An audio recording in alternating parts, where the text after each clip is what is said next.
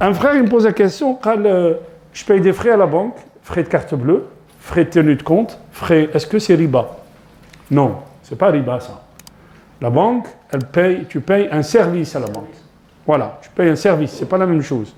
C'est comme tu vas chez un comptable, il te fait un bilan, tu payes. Tu vas chez un traducteur, il te traduit un document, tu payes un service. Vous voyez? Et la banque, elle te met à disposition une carte bleue, tu n'as pas besoin d'avoir 500 € dans ta poche, tu as une carte bleue, tu payes avec. Cette facilité, ce qu'on appelle la facilité de caisse, cette facilité, tu la payes. Quand la banque, elle fait des virements ou là, au lieu que toi, tu te déplaces jusqu'à je ne sais pas où pour amener l'argent, non, la banque, elle te fait un virement direct, elle te prend des frais, par exemple. Ces frais-là, c'est des frais bancaires. Les frais bancaires, ce n'est pas des intérêts. OK? D'autres frères, ils me disent, mais comment on fait? Moi, je suis tout le temps à découvert.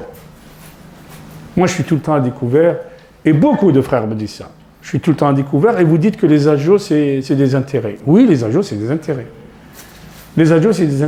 Comment on fait? Je vais vous dire comment on fait. Je n'ai pas de solution miracle, mais il faut qu'on change de paradigme, il faut qu'on change de conception des choses.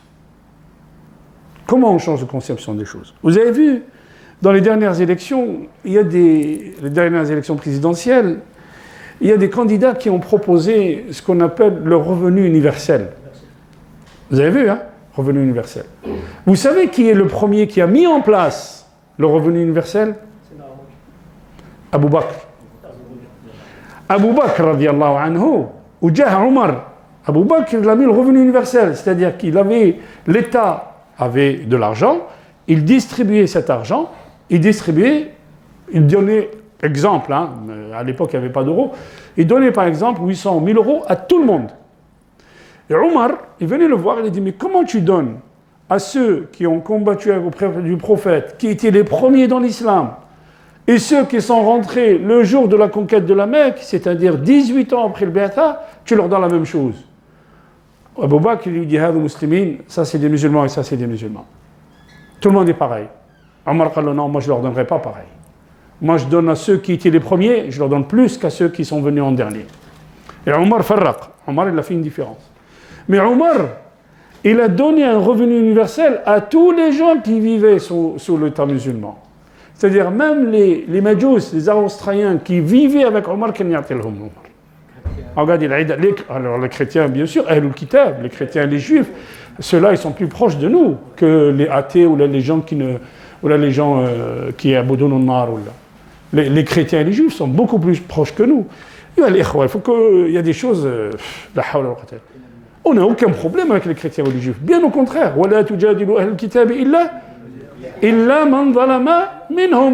C'est ce que nous dit Allah subhanahu wa ta'ala. Nous, on dénonce l'injustice. D'où qu'elle vienne.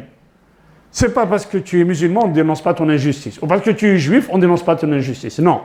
S'il y a une injustice, on la dénonce. Point. C'est tout. Et c'est pas parce que tu es musulman qu'on dénonce les injustices dans les pays musulmans, en Palestine, n'importe où elle est l'injustice, on la dénonce. Plaira à qui voudra. Bon. Donc, qu'est-ce que je disais? J'ai perdu le fil. Donc, Omar ibn Khattab, il donne à tout le monde. C'est ça le revenu universel. Donc, aujourd'hui, certains politiques s'en inspirent. Ils disent je vous parlerai une autre fois, Inch'Allah, comment l'Allemagne après la guerre, ils ont adopté certains principes de zakat. Je vous parlerai comment le système financier musulman est très élaboré. Donc, je disais, il y a certains candidats qui ont proposé ce revenu universel pour aider les gens. Il y a autre chose, zakat, zakat. Je vous ai déjà dit, zakat, on ne la donne pas comme ça à quelqu'un. Vous voyez, on ne donne pas comme ça zakat. J'ai 100 € de zakat à donner, je vais la donner aux pauvres, salam alaykoum, je suis tranquille. Non, zakat, elle se donne à une entité. C'est pour ça qu'Allah subhanahu wa ta'ala wa al-amilina alayha. Al-amilina alayha, c'est une institution. Ceux qui travaillent pour zakat, c'est une institution. On crée une institution qui collecte zakat et qui va aider les gens. Et qui va aider les gens qui? Les pauvres, les indigents. Les pauvres, les indigents, le faqir ou le miskin. شوف الله سبحانه وتعالى في سورة الكهف qu'est-ce qu'il dit وأما السفينة فكانت لمساكين مساكين mais ils ont un bateau voyez, c'est ça le miskin. Un miskin, quelqu'un qui a quelque chose, mais il peut pas, il gagne pas assez. Donc celui-là, on lui donne zakat. Vous voyez? Donc si on crée des entités, nous en tant que musulmans, on crée des entités où on aide aussi l'État. Là où on est. C'est-à-dire, on aide les musulmans. Il ne faut pas que le musulman est en bas du couvert. Non, on va l'aider. Vous voyez? Je donne une autre astuce, ayoul ikhwan. Une autre astuce. Si vous voulez ne pas trop dépenser, si vous voulez voir vos dépenses, prenez votre carte bleue, vous allez au distributeur et vous sortez une somme, 150, 200 euros pour la semaine. Et vous dépensez de cette somme. La carte bleue, ça a été étudié, vous ne voyez pas les dépenses. Et quand arrive le relevé à la fin du mois, oh là, j'ai dépensé tout ça. Alors, à bannir les crédits revolving, à bannir. À bannir les cartes bleues à débit différé. Ça, le banquier va vous proposer ça. Non, à bannir. Vous savez que dans les techniques bancaires, dans les réglementations bancaires, vous avez droit à un chéquier et à une carte gratuite de retrait. Mais le banquier ne vous propose jamais ça. Le banquier va vous proposer une carte bleue. Vous avez droit à une carte gratuite avec laquelle vous allez retirer de l'argent et vous allez dépenser cet argent quand vous voulez. Mais quand vous voyez, vous avez 150 euros par semaine par exemple, et que vous allez mettre du gasoil avec, faire les courses avec, vous voyez l'argent diminuer. Vous voyez? Et vous avez laissé une part sur le compte. C'est un moyen pour justement mieux gérer son argent. Si on laisse la carte bleue tout le temps, eh ben on arrive à découvert. Vous voyez, il y a des moyens pour essayer de sortir de ça. Mais le système est fait de telle sorte que si tu gagnes 1000, tu dépenses 1200 ou 1005. Le système est fait pour que tu passes ton temps à courir après ton découvert. Tu ne réfléchis pas.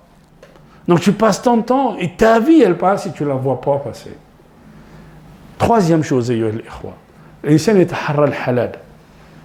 Toujours le halal. Wallah subhanahu wa ta'ala, il met la baraka dans ce que tu gagnes, Inch'Allah. Et si Allah il met la baraka dans ce que tu gagnes, Wallah, l'insan, même s'il a 5 enfants, il touche 1000 euros, Allah subhanahu wa ta'ala, il met la baraka dans ce qu'il gagne. Et ça, c'est pas mathématique. On en parlera tout à l'heure, Inch'Allah. C'est vraiment pas mathématique. Zakat, c'est ça.